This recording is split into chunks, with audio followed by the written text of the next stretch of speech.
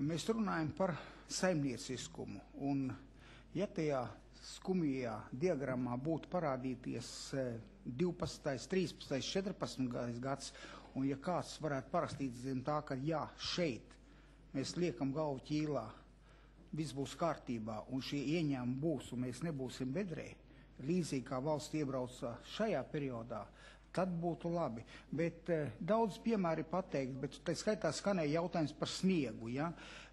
Man, kā cilvēkam, kas atbild par to, lai pie katra cilvēka aizliet ātrā palīdzība, protams, priecē tas, ka ielas tiek tīrītas.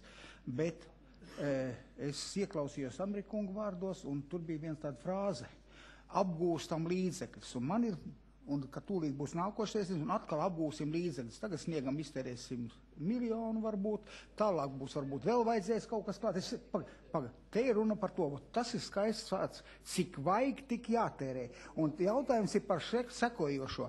Kāpēc mums par zelta cenu no Rīgas centra, no šīm stāvvietām tīrais sniegs ir jāsved uz Getliņiem vai jāved kaut kur 20 km no Rīgas, un kādēļ, jebkurā gadījumā, vai 20, vai 30, vai 40, bet kādēļ Rīgas tiltu sniegu jāved laukā un viņi negāst iekšā vienkārši ūdenī, un es nezinu, manuprāt, jūrmalā piečurājot vairāk tas sāļš paliek jūras nekā tas jūras ūdens aizies, vai tas nedaudz sālītais uz Daugavu, ja? Tā jūra sāļāka nepaliks, un vai tiešām katram jāskatās tai vietā, kad kāds ir uzrakstīts priekšā, obligāti jāizved kaut kādas zaļo, kaut kādas konvencijas, kaut kāds tas, vai tiešām mēs nevarētu padomāt arī kaut šādās vietās par elementāru saimnieciskumu, kā to pašu darbu mēs varētu izdarīt par stipri lētāku cenu.